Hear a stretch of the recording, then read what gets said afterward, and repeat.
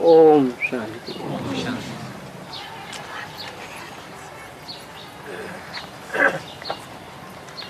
आज है प्रातः क्लास 9 जून 1968। बच्चे समझते हैं, हम स्टूडेंट हैं। किसके बच्चे? निराकार परमपिता परमात्मा शिव के निराकारी स्टेज में रहने वाले बच्चे, जो अपन को आत्मा समझते हैं, वो अपन को बाप का बच्चा समझने के साथ साथ सुप्रीम टीचर का स्टूडेंट भी समझते हैं। सुप्रीम बाप के स्टूडेंट्स, जो हमारा सुप्रीम टीचर भी है, और वो क्या पढ़ाए रहे हैं? हम ऐसे सुप्रीम टीचर से मनुष्य से देवता बनने के लिए ट्यूशन पढ़ रहे हैं।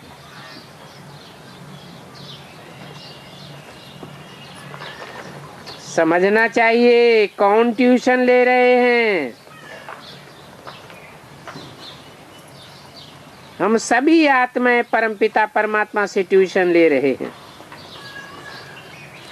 अभी हम समझ गए हैं कि हम जन्म बाई जन्म अपने को देह समझते थे, न कि आत्मा समझते थे। लौकिक बाप फिर ट्यूशन के लिए और जगह भेज देते हैं, सदगति करने के लिए भी और जगह भेज देते हैं। बाप बूढ़ा हुआ तो फिर उनको वानप्रस्थ में जाने की दिल होती है, परंतु वास्तव में वानप्रस्थ को तो कोई जाते ही नहीं है। ना उनके गुरु लोग जाते हैं, वो वानप्रस्थी को जानते ही नहीं है। वाणी से परे हम कैसे जा सकते हैं, उनकी बुद्धि में नहीं बैठता है कि वाणी से परे पतित आत्मा जा सकती है या पावन आत्मा जा सकती है। अभी तो हम पतित हैं,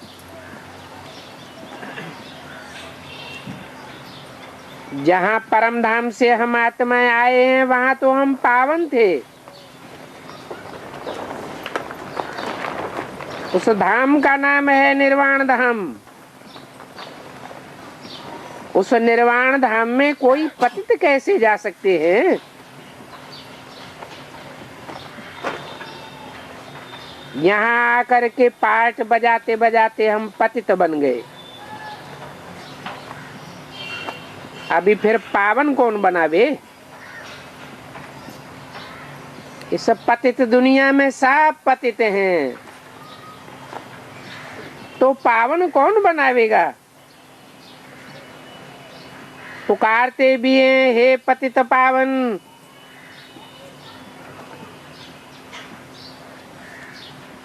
गुरुओं को तो कोई पतित पावन नहीं कह सकते। गुरु करते भी हैं, फिर भी एक में पूरा निश्चय नहीं बैठता। इसलिए जांच करते हैं ऐसा कोई गुरु मिले जो हमको अपने घर अथवा वानप्रस्थ अवस्था में पहुंचावे। इसके लिए बहुत युक्तियां रचते हैं। जहां सुना कि फलाने की बहुत महिमा है, उन गुरु के बहुत फॉलोअर्स हैं, वहां भागते हैं। तुमको भी अनुभव सुनाते हैं कि इस दुनिया में कितना ढूंढा, बहुत ढूंढा, बहुत देखा, फिर भी बाप कहते हैं इस झाड़ का जो सैंपलिंग है उनको तुम्हारे ज्ञान का तीर लग जाता है। समझते हैं ये तो क्लियर बात है। बरोबर तुम वानप्रस्थ अवस्था में जाते हो, कोई बड़ी बात भी नहीं है। टीचर के लिए स्कूल में पढ़ाना कोई बड़ी बात नहीं है। और ये तो सुप्रीम टीचर है ना, तो बड़ी बात है क्या? भक्तों को क्या चाहिए ये भी किसी को पता नहीं है। अभी तुम बच्चे ड्रामा के इस चक्र को जान गए हो। तुम समझते हो बरोबर बाप ने ही हमको वर्षा दिया था, जो वर्षा अभी फिर से दे रहे हैं, और फिर भी इसी अवस्था में आवेंगे।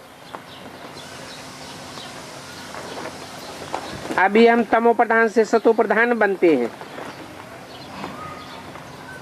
फिर चक्कर लगाकर हम तमो प्रधान अवस्था में आवेंगे। कैसे आवेंगे सो तुम बच्चे अभी समझ गए हो। पहली मुख्य बात है पावन बनने के लिए बाप को याद करना। लौकिक बाप तो सभी को याद है, परंतु पारलौकिक बाप को कोई नहीं जानते हैं।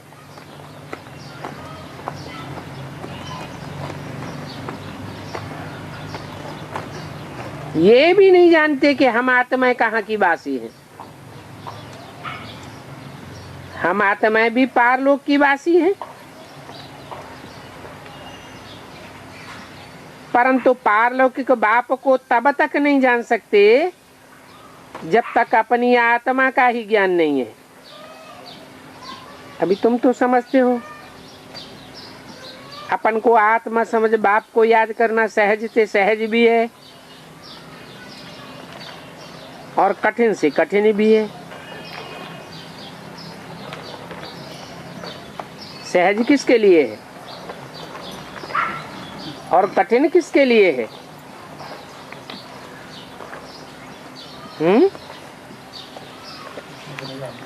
सहज है उनके लिए जो श्रीमत पर चलते हैं, कदम कदम पर श्रीमत पर चलते हैं, उनके लिए सहज है। और जो मनमत या मनुष्य मत पर चलते हैं उनके लिए कठिन हो जाता है।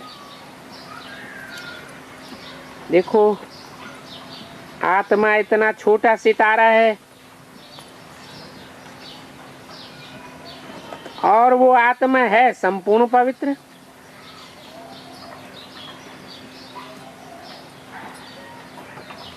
और आत्माएं हैं संपूर्ण पवित्र।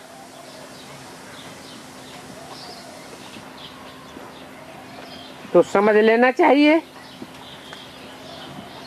कि संपूर्ण पवित्र का संग तारे,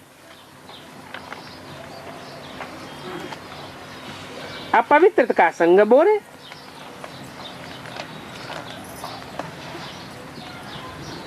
सो तो एक का ही संग मिल सकता है जो तारे और संग बोरे, परंतु संग तो जरूर चाहिए। फिर कुसंग भी मिलता है 5 विकार रूपी रावण का, उनको कहा जाता है रावण संप्रदाय। अभी तुम तो बन रहे हो राम संप्रदाय।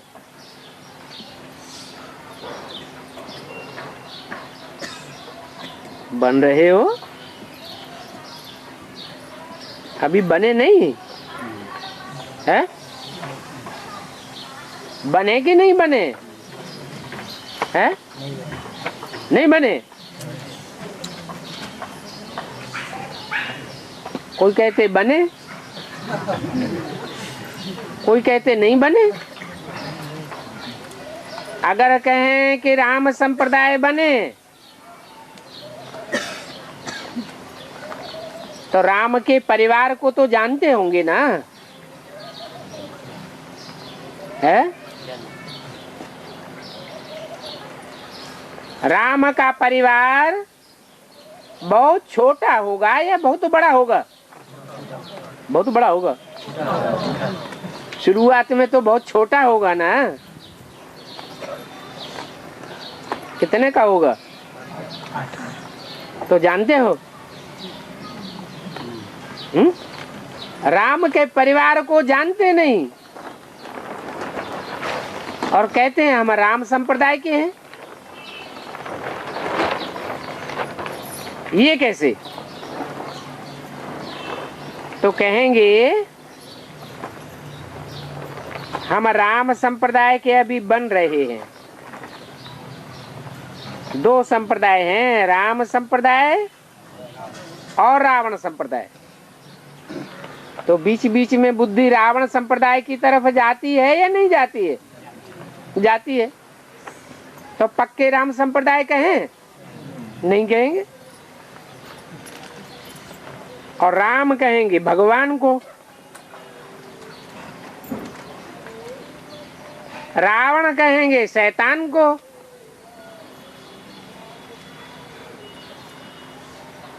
भगवान ही आकर के राम राज्य स्थापन करते हैं।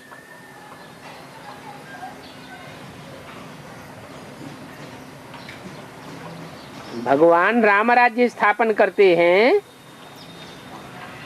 कि कृष्ण राज्य स्थापन करते हैं?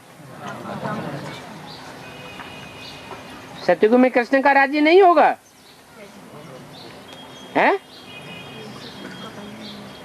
होगा तो, लेकिन कृष्ण तो राम का ही बच्चा होगा ना।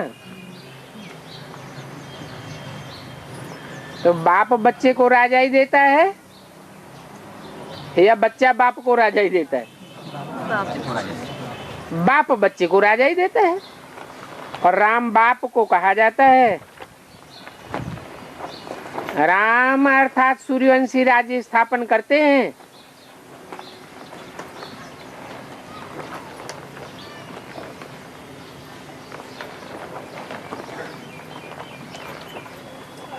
कौन सा वंशी राज्य? सूर्यवंशी राज्य। तो राम स्वयं कौन हुआ? सूर्य का पार्ट किसका हुआ? राम का पार्ट सूर्य का हुआ।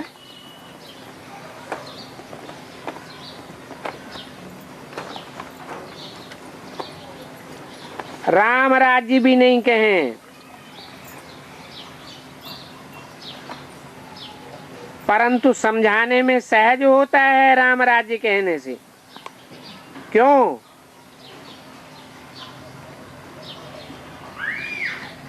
क्योंकि राम की आत्मा तो कलयुग के अंत में आकर के खुद ही क्या बन जाती है? पतित बन जाती है। तो पतित आत्मा राम राज्य कैसे स्थापन करेगी?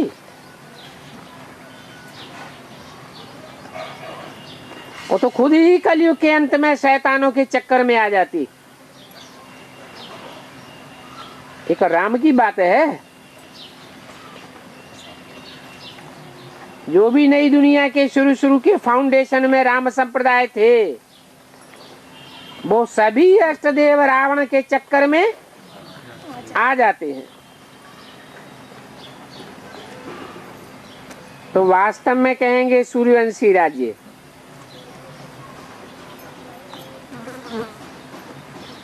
सूर्य में तो कभी अंधेरा नहीं होता। अभी बच्चों को कल प्रभात फेरी निकालनी है।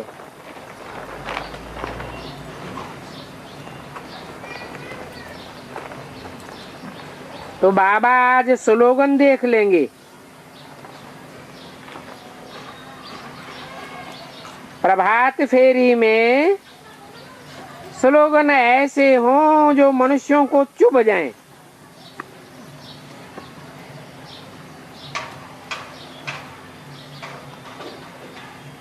कौन कौन से स्लोगन?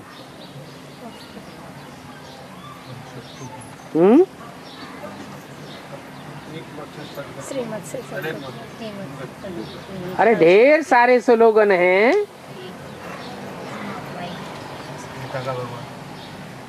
परमात्मा सर्वत्र नहीं है। एक भगवान सूर्य से सदगति, अनेक मनुष्य गुरुओं से दुर्गति। ज्ञान सूर्य प्रगटा और दुनिया में जो भी अज्ञान अंधेर है वो सब विनाश।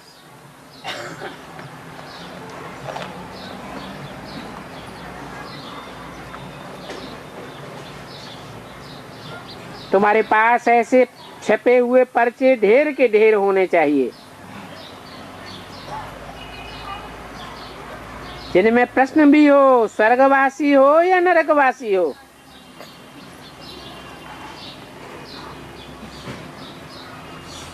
गरीबों को लिटरेचर भी फ्री देना होता है, दान भी गरीबों को दिया जाता है। तुम्हारा एक छोटा पुस्तक भी है, हीरे जैसा जीवन कैसे बने।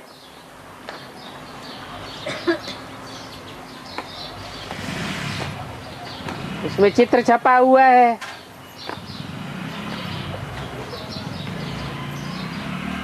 हीरे जैसा जीवन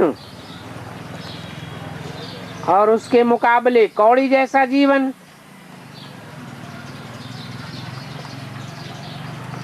दिखाते हो कौड़ी जैसा जीवन जिस पुरुष को दिखाया है उसकी बुद्धि, उसका सर कैसे दिखा दिया।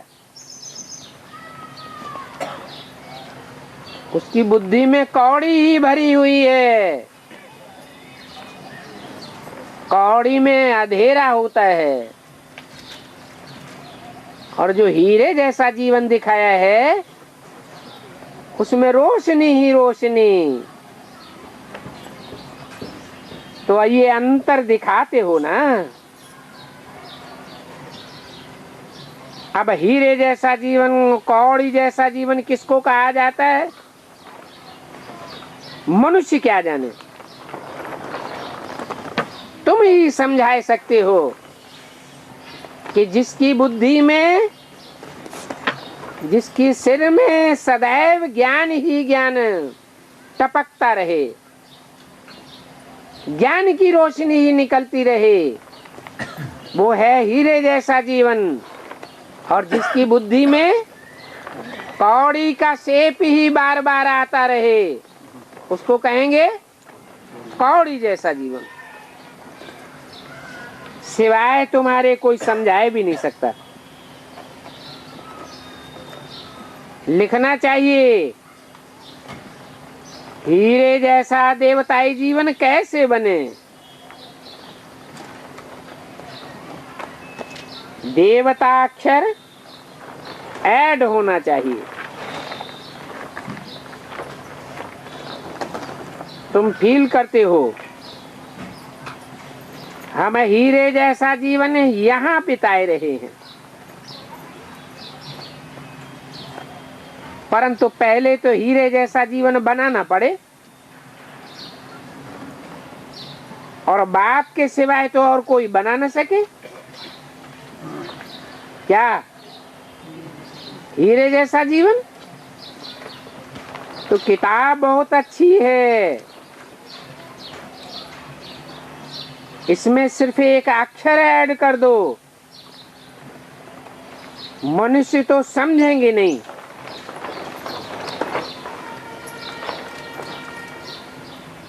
कहेंगे क्या हम हीरो बन जाएंगे?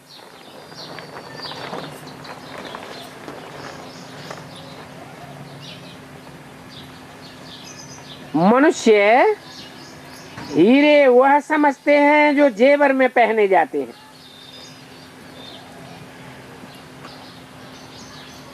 आसुरी कौड़ी जैसे जीवन से हीरे जैसे देवताओं जीवन को सेकंड में तुम प्राप्त कर सकते हो। बोलो, बिना कौड़ी खर्चा किए। बच्चा बाप के पास जन्म लेता है, और वर्षे का हकदार बन जाता है कि बिना जन्म लिए। अरे बाप के घर में जाकर के जन्म तो लेना पड़े। वहां होता है 9 महीना पेट में पकना,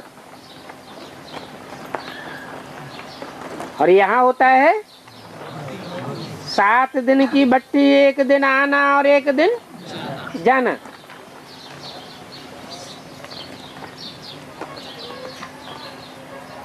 बेहद का ज्ञान गर्भ है, बेहद का वर्षा है। तुम वर्षे के हकदार बनते हो ना, तो वर्षे का हकदार बनने के लिए बच्चे को कोई खर्चा लगता है क्या?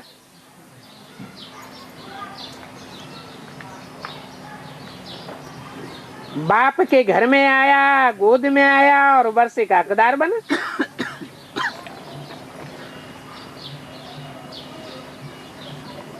जो भी खर्चा है जन्म लेने समय बच्चा करता है या बाप करता है?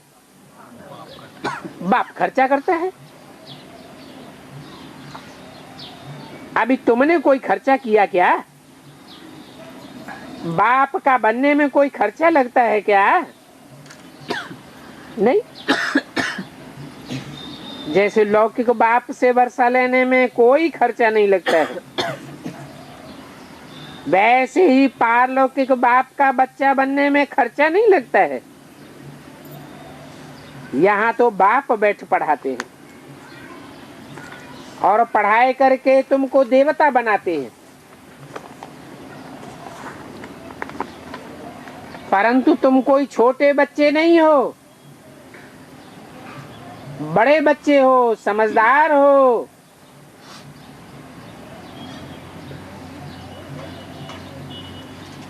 नौ 668 की वाणी का दूसरा पेज। बाप का बनने से बाप राय देते हैं, तुमको अपनी राजधानी स्थापन करनी है।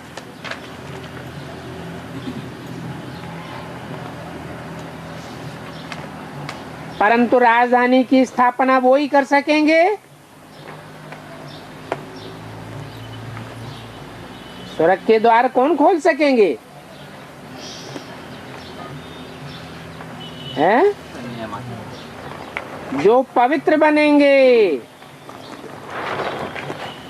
राजधानी की स्थापना के कार्य में पवित्र जरूर बनना पड़े। खर्चा तो कुछ भी नहीं लगता। गंगा पर जाते हैं स्नान करने, तीर्थों पर जाते हैं, खर्चा तो करेंगे ना। परंतु तुमको बाप का निश्चय हुआ, कोई खर्चा लगा क्या? तुम्हारे पास सेंटर्स पर आते हैं, तुम उनको कहते हो अभी बेहद के बाप का वर्षा ले लो, बाप को याद करो। वो हमारा बाबा है ना। बाबा खुद कहते हैं मेरा वर्षा तुमको चाहिए ना, परंतु तुम अभी पतित हो, वर्षा लेना चाहते हो, पावन बनना चाहते हो ना। क्योंकि पावन दुनिया अथवा पावन विश्व का मालिक बनेंगे ना, ये भी जानते हो। बाप तो स्वर्ग स्थापन करते हैं, कोई नरक की दुनिया तो नहीं बनाते, वैकुंठ स्थापन करते हैं। तो इन बातों को समझदार बच्चे अच्छी रीति समझते हैं। बाप तो सिर्फ कहते हैं अपन को आत्मा समझ, मुझे बाप को याद करो, और कोई तकलीफ नहीं देते हैं। कितना सहज बात बतलाते हैं। उस लौकिक पढ़ाई में देखो कितना खर्चा होता है। और प्राप्ति तो कुछ भी नहीं होती। एक जन्म की प्राप्ति होवे न होवे, और यहाँ तो खर्चा कुछ भी नहीं। प्राप्ति अपार है। आत्मा कहती भी है हम अविनाशी है, ये शरीर तो विनाश हो जाएगा, ये बाल बच्चे आदि सभी खलास हो जाएंगे। अच्छा, फिर इतने जो पैसे इकट्ठे करते हो उन पैसों का क्या करेंगे? ख्याल तो होगा ना। कोई साहूकार भी होंगे, समझो उनका कोई है नहीं, उनको ज्ञान मिल जाता है तो समझते हैं इस हालत में हम पैसे का क्या करेंगे। पढ़ाई तो है सोर्स ऑफ इनकम। बाबा ने बताया था, एक इब्राहिम लिंकन था, बहुत गरीब था।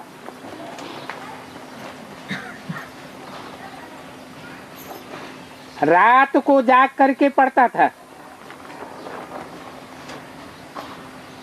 पढ़ पढ़ करके इतना होशियार हो गया जो प्राइम मिनिस्टर बन गया।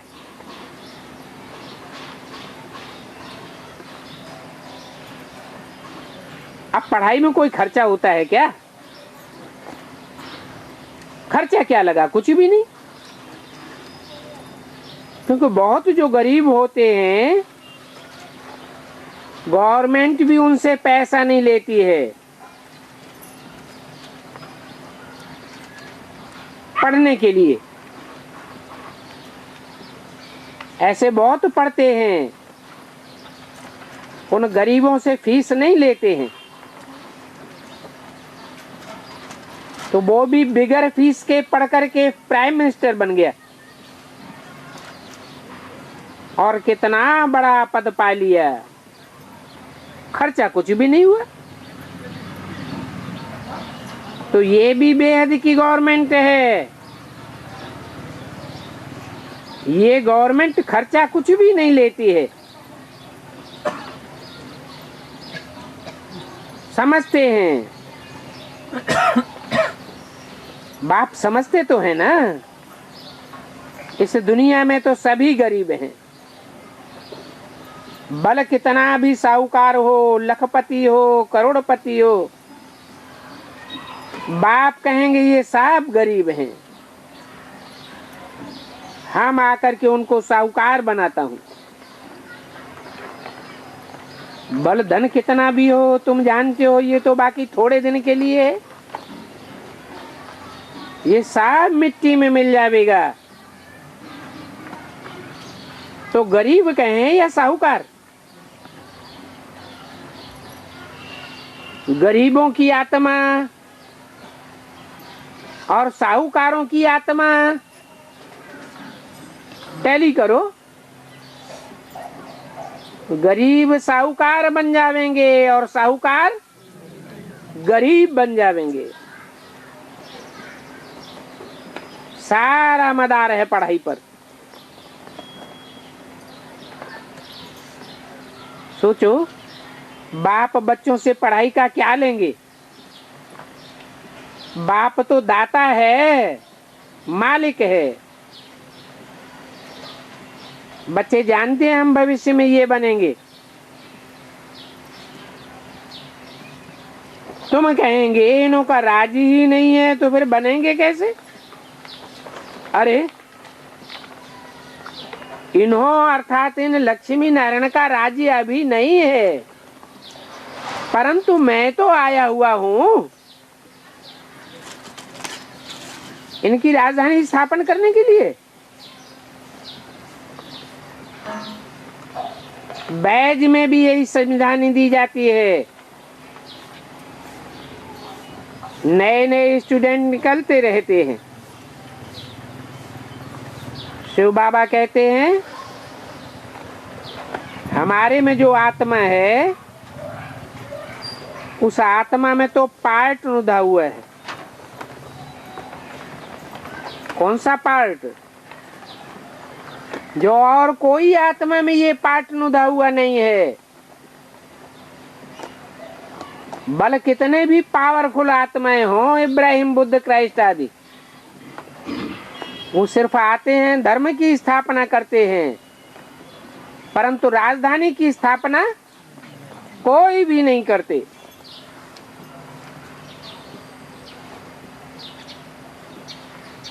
मेरी आत्मा में ये पार्ट नुदा हुआ है। ये तो बाप ही है। जो भिखारी पतित बने हैं उनको आकर के पावन बनाते हैं और पावन दुनिया की राजधानी स्थापन करते हैं।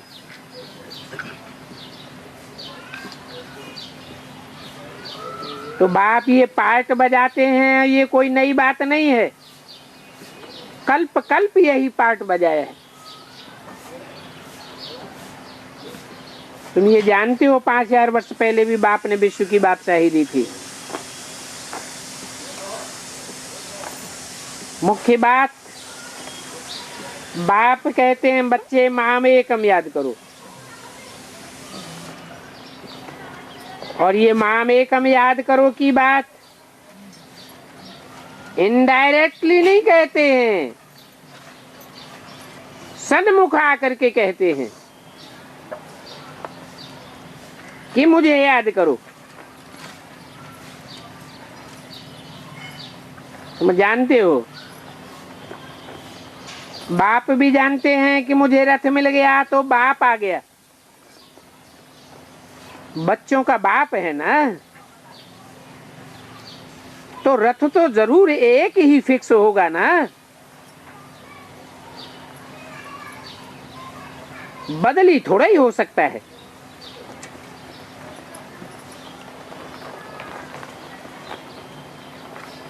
ये बना बनाया ड्रामा है, ये बदली नहीं हो सकता।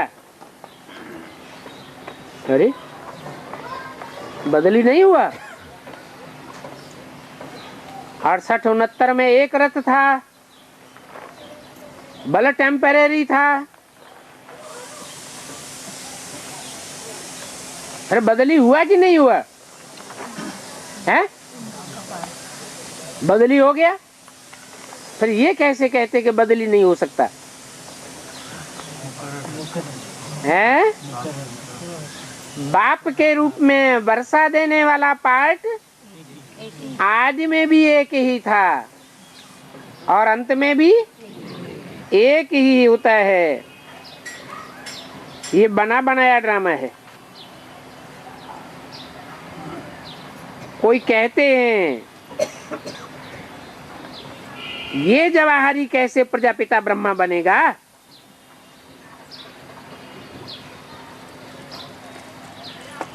समझते हैं ये तो जवाहरी था,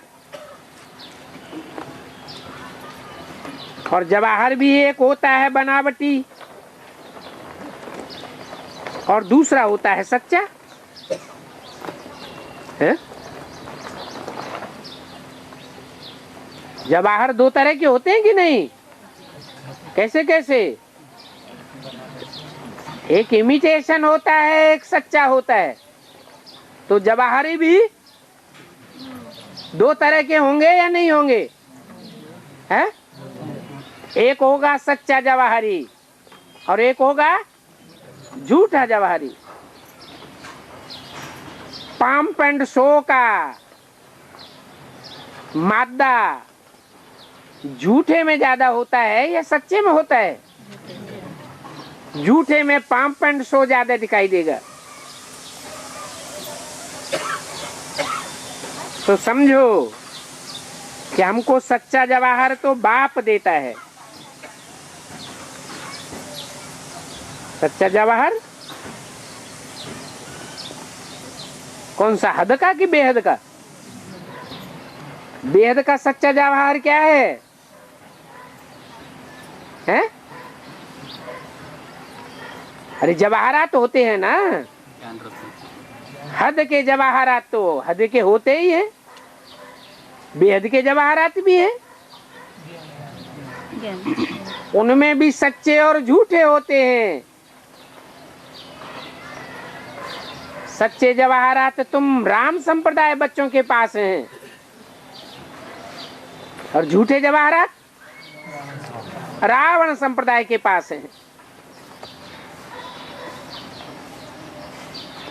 जब तुमको सच्चे जवाहरात मिलते हैं बाप से, तो वह झूठे जवाहरात किस काम आवेंगे? ये तो बाप ज्ञान रतन देते हैं। इन रत्नों के सामने उन जवाहरात की कोई वैल्यू नहीं रहती। तो ये भी जवाहरी था। किसके लिए बोला है? यह भी जवाहरी था, ब्रह्मा के लिए बोला। और भी किसके लिए लगाया? भी लगाया माने कोई और भी जवाहरी था। दो का मिसाल दिया, एक झूठा जवाहरी और एक सच्चा जवाहरी।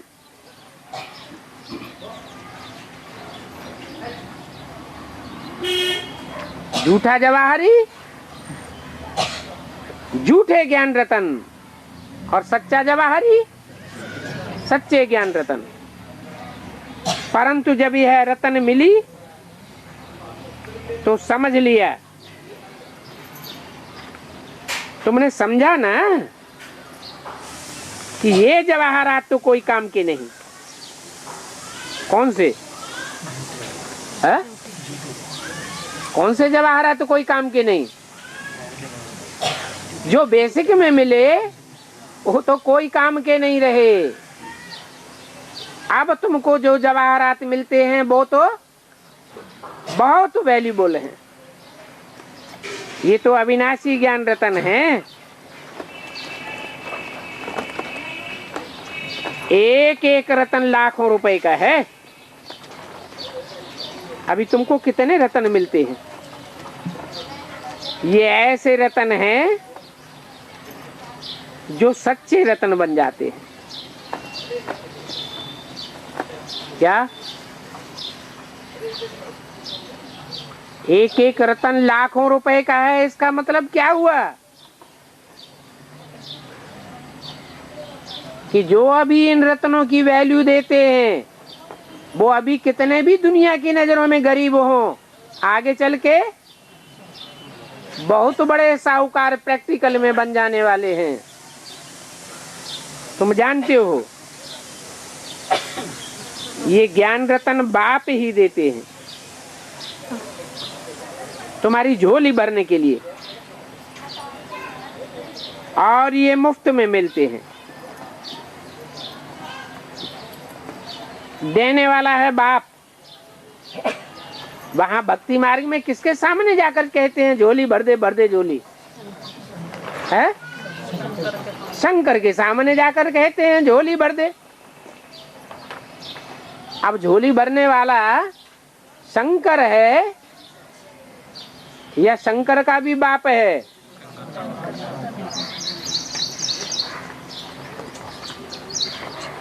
वहां नई दुनिया में छतों में दीवालों में हीरे लगे रहते हैं, परंतु उनकी कीमत कुछ भी नहीं। वैल्यू तो बाद में होती है,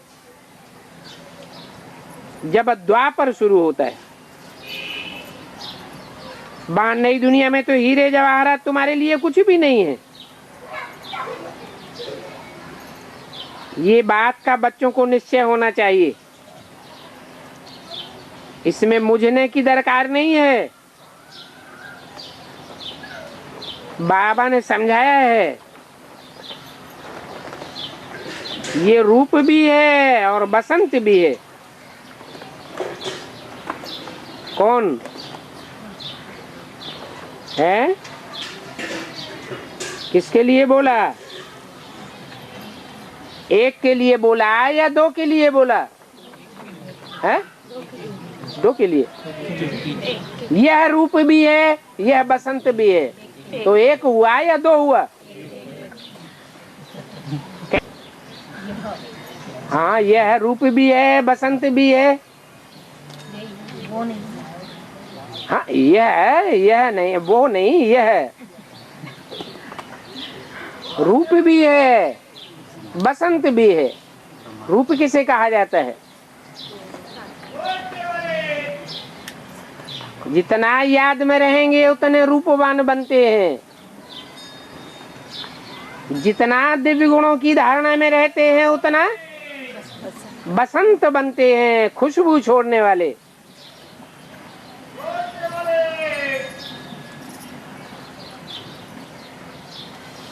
ये जो रूप है ना, वो ज्ञान का सागर है। कौन है रूप? है शिव बाप। जो प्रवेश है, जिस मुकर्रर रथ में आते हैं, वो रूप के रूप में आते हैं। और दूसरी आत्मा उसमें कौन विराजमान होती है? ज्ञान चंद्रमा ब्रह्मा। तो बोला ये रूप भी है, बसंत भी है, परंतु उनको ज्ञान सागर कहा जाता है। क्या इनको कोई ज्ञान सागर नहीं कहा जाता? ये ज्ञान रतन है जिससे तुम धनवान बनेंगे। बाकी कोई अमृत व पानी आदि की बात नहीं है। पढ़ाई में पानी की बात थोड़ी होती है। पावन बनने में खर्चे की बात ही नहीं। तुम ज्ञान सागर के कंठे पर बैठे हो।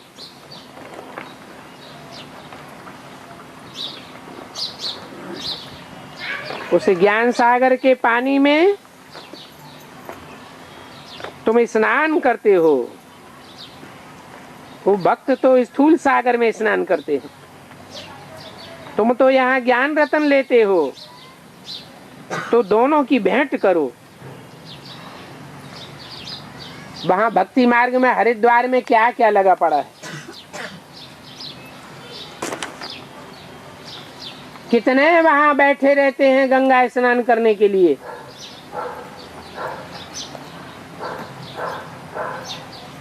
नौ 668 की वाणी का 3रा पेज। इस ज्ञान स्नान में तो शास्त्र आदि पढ़ने की कुछ भी दरकार नहीं है। सिर्फ पक्का करना है कि हमको पावन बनना है।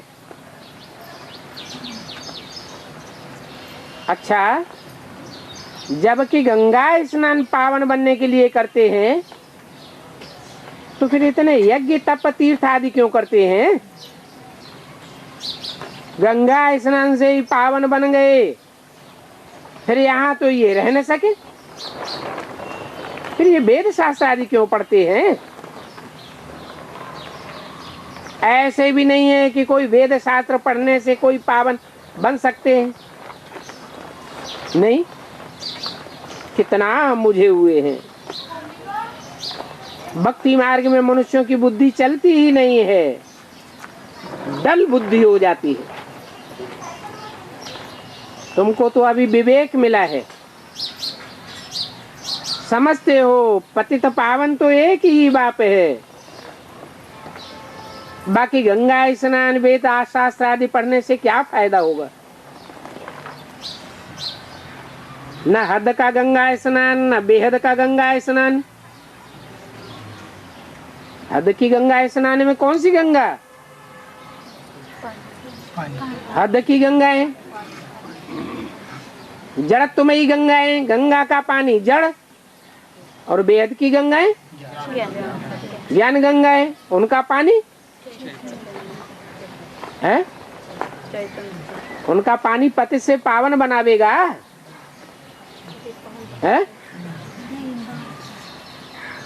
वो बीके वाले क्या समझते हैं? है एक पतित से पावन बनावेगा या अनेक पतित से पावन बनावेंगे? एक है जो पतित से पावन बनाने वाला है। गंगा का पानी पतित से पावन नहीं बनाता है। मुरली में भी बोला हुआ है। अभी गीता ज्ञानामृत नहीं कहेंगे। क्यों नहीं कहेंगे? क्योंकि मनन चिंतन मंथन हुआ ही नहीं। गंगा कोई मनन चिंतन मंथन करके ज्ञानामृत नहीं निकालती है। कहां से निकलता है? अरे सागर का पानी गर्म होता है। सागर के पानी में सूरज की डायरेक्ट धूप पड़ती है ना, तो पानी गर्म होता है, भाप बन के उड़ता है, उससे नदियां निकलती हैं। कितना मुझे हुए हैं। तुम पुकारते भी हो कि आ करके पावन बनाओ। ये नदियां तो जहां तहां फैली पड़ी है, इनके आने की क्या दरकार? और इन शास्त्रों आदि में क्या रखा है? तुम अपने योग बल से पावन बन रहे हो। जितना जितना निराकारी स्टेज में टिकते जावेंगे, उतना उतना ज्ञान का विस्तार स्वतः ही बुद्धि में होता जाता है। हर आत्मा को अपने अनेक जन्मों का ज्ञान याद केवल से होगा। तुम जानते हो, हम पावन बन करके पावन दुनिया में चले जाएंगे, तो सोचो ये राइट है या वो राइट है? अभी इन बातों में तुम्हारी बुद्धि चलनी चाहिए। ड्रामा में ये भक्ति का पार्ट भी होने का ही है। बाप कहते हैं अभी तुमको पावन दुनिया में चलना है। क्या पतित जावेंगे या पावन जावेंगे? पावन बन करके पावन दुनिया में चलेंगे। जो पावन बनेंगे वो ही जावेंगे। वहां तो कोई पतित तो होगा ही नहीं। बाकी नदी तो यहाँ भी होती है और नदी वहां भी होगी। यहाँ की नदी और वहां की नदी में क्या फर्क होगा? है? यहाँ की नदियों में कचरा पड़ता है दृष्टि वृत्ति का, और वहां की नदियों में कोई कचरा नहीं पड़ेगा। राधा की दृष्टि एक कृष्ण में ही डूबेगी।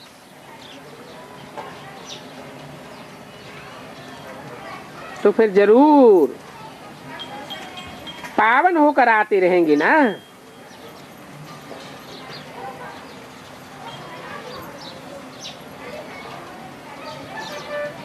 अभी अर्थ नहीं जानते हैं तो बिल्कुल फालतू है।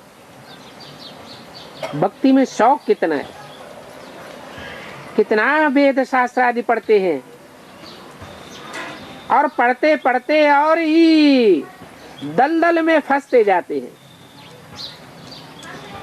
ये भक्ति की कीचड़ है। दलदल कहो, कीचड़ कहो, दुब्बड़ कहो, और सबसे बड़ी कीचड़ है विकारों की। है? कीचड़ में कौन लौटता है?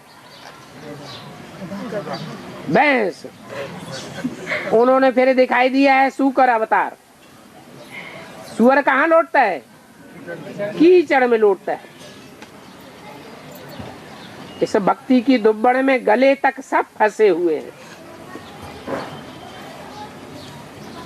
तुम जानते हो, जो यहाँ की सैंपलिंग के होंगे वो निकल आवेंगे। मुसलमान लोग सुअर को ज्यादा मानते हैं या गाय को ज्यादा मानते हैं? कोई तो हिसाब किताब होगा ना। है? अरे सुअर कहाँ लौटता है जन्म जन्मांतर? है? कीचड़ में। और गाय कीचड़ में लौटती है क्या? तो वो तो दुब्बड़ में ही फंसे रहने वाले हैं। जो दुब्बड़ में जन्म जन्मांतर के फंसे रहने की जिनकी आदत पड़ी हुई है, वो ज्ञान की बातों को समझेंगे क्या? है? ये मुसलमान इस्लामी जल्दी समझेंगे क्या? नहीं समझेंगे। तुम सुनेंगे तब पिछाड़ी में कहेंगे अहो प्रभु तेरी लीला। क्या क्या कहेंगे कि हमको इतना कहा गया कि सुनो बैठकर, लेकिन हमने नहीं सुना, कानों में उंगली दे ली। क्या बोला है? हमें ज्ञान की बातों से कुछ लेना देना नहीं, भगवान बाप को याद करो। भक्ति मार्ग में भी क्या करते हैं मुसलमान? हैं? कान में उंगली देते हैं और अल्लाह को याद करते हैं। बाप कहते हैं, ये साफ कहेंगे अहो प्रभु तेरी लीला, तू आया और मैंने नहीं पहचाना। अब तुम जानते हो कि बाप पुरानी दुनिया को नई दुनिया कैसे बनाते हैं? किसका सैंपलिंग लगाते हैं? सैंपलिंग तो लगता है ना। तुम्हारा ये ज्ञान अखबारों में बहुत बहुत जावेगा।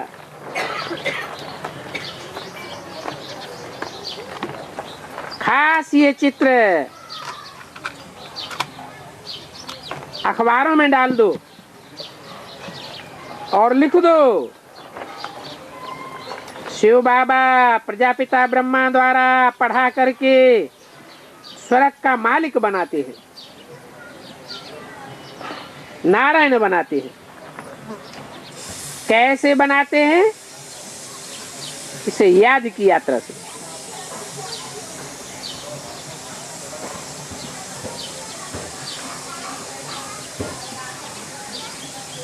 किसके द्वारा? ब्रह्मा के द्वारा नहीं बोला, प्रजापिता ब्रह्मा के द्वारा।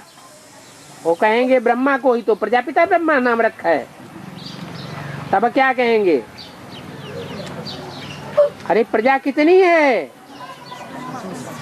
500-700 करोड़, और ब्रह्मा तो पहले ही शरीर छोड़ दिया, तो प्रजापिता कैसे साबित होगा? प्रजापिता कब कहा जावे? जब 500-700 करोड़ की सारी सृष्टि एडम या आदम को अपना बाप स्वीकार करे।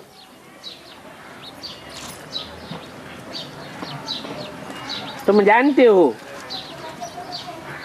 प्रजापिता ब्रह्मा द्वारा बाप जो आकर के कार्य कराते हैं, जो ज्ञान सुनाते हैं, उसको सुन करके स्मृति में धारण करके तुम्हारी कट उतर जाएगी। कोई पूछते हैं ना, रास्ता बताओ कैसे याद करें, तो बिंदु को याद करेंगे। यह बिंदी प्रैक्टिकल शरीर में आकर के कर्म करेगी, बोलेगी, बतावेगी, तब याद आवेगी। है? इम्प्रैक्टिकल तो याद आता नहीं। तो तुम खड़े खड़े सभी को रास्ता बताओ। बाप कहते हैं माम एकम याद करो और अपन को आत्मा समझो। घड़ी घड़ी ये बातें याद दिला करके फिर देखो इनके चेहरे में कुछ चमक आती है या नहीं है? ऐसे नहीं तुम सुनाते चले जाओ और वो एक कान से सुन करके दूसरे कान से निकालते चले जाएं। देखना है कि सुनते सुनते इनके नैन पानी से भीगते हैं या नहीं, तब समझो तो इनकी बुद्धि में कुछ बैठा है। पहले पहले समझानी ही एक बात की दो। 5000 वर्ष पहले भी बाप ने कहा है माम एकम याद करो। शिव बाबा आया था आने की यादगार शिव जयंती मनाते हैं। हैं? शिव जयंती मनाते हैं कि महाशिवरात्रि मनाते हैं?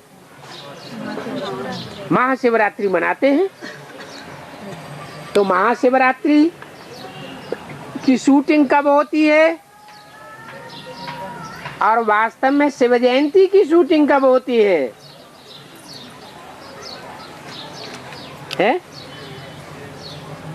बच्चा जब पेट में आता है तब कहते हैं कि बच्चा आया, या बच्चा जब जन्म लेता है तब कहते हैं बच्चा आया? जन्म लेते हैं। तो यहाँ भी बेहद की बात है। महाशिवरात्रि भक्तों की बात है। भक्त मनाते हैं महाशिवरात्रि, क्योंकि निश्चय बुद्धि नहीं होते, अंधश्रद्धा में भटकते रहते हैं। अभी क्या कहें? हैं? अभी कहें कि अटल निश्चय बुद्धि है? नहीं है। तो महाशिवरात्रि मना रहे हैं या शिव जयंती मना रहे हैं? महाशिवरात्रि ही कहेंगे तो शिव जयंती कब होगी? जब संसार में बच्चा प्रत्यक्ष हो जाए। बच्चा जब जन्म लेता है तो सब कहेंगे जन्म लिया, और पेट में प्रवेश करता है तो सब कहेंगे। होशियार डॉक्टर होंगे तो कहेंगे हाँ, माताएं कहेंगी हाँ, माता को तो अनुभव होता है। तो यहाँ भी ज्ञान में चलने वाली ज्यादा माताएं निकलती हैं या दूसरा वर्ग निकलता है? माताएं निकलती हैं। 5000 वर्ष पहले भी बाप ने कहा है माम एकम याद करो। शिव बाबा आया था, इस कारण शिव जयंती मनाते हैं। भारत भी स्वर्ग बनाने के लिए यही समझाया था कि माम एकम याद करो। किसको समझाया था? भारत को भी स्वर्ग बनाने के लिए समझाया था। किसको समझाया था? है? भारत अभी नरक है या स्वर्ग है? नरक है। सबसे बड़ा नरक दुनिया में कौन से देश में है? भारत में।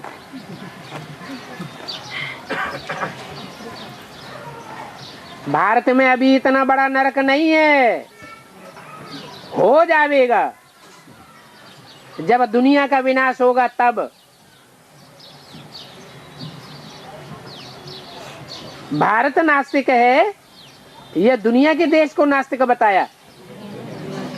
भारत अभी पूरा नास्तिक है। नास्तिक माने जानवर। जानवरों को अपने माँ बाप भाई बहन बेटी इनका कोई फर्क होता है क्या? होता है? नहीं होता है। कल पहले भी इसीलिए बाप ने समझाया था, अभी माम एकम याद करो। है?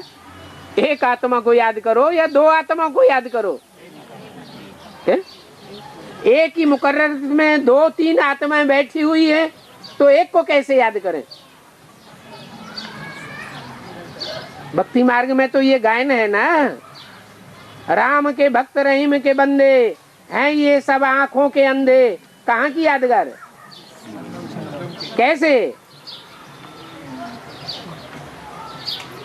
भगवान बाप आते हैं तो कोई ब्रह्मा उर्फ कृष्ण में उलझ जाते हैं, कोई राम उर्फ शंकर में उलझ जाते हैं, प्रजापिता में उलझ जाते हैं। किसकी आत्मा में उलझ जाते हैं? हैं? पतित में उलझ जाते हैं या पावन याद करते हैं उस शरीर के द्वारा? एवर प्योर को याद करना है। पतित आत्माओं को याद करने से कुछ भी प्राप्ति नहीं होगी। सबको याद किया और शिव को याद किया, अंतर कैसे पता चलेगा? है साकार मुकर्रर रथ में से अगर निराकार शिव को निकाल दिया, वो याद न रहा और साकार याद रहा, तो क्या हो गया? सब हो गया, मुर्दे को याद किया। इसलिए बाप कहते हैं कि तुम्हारी याद भी प्रवृत्ति मार्ग की है। निराकार के साथ साकार याद आवे, साकार के साथ निराकार याद आवे। ओम शांति।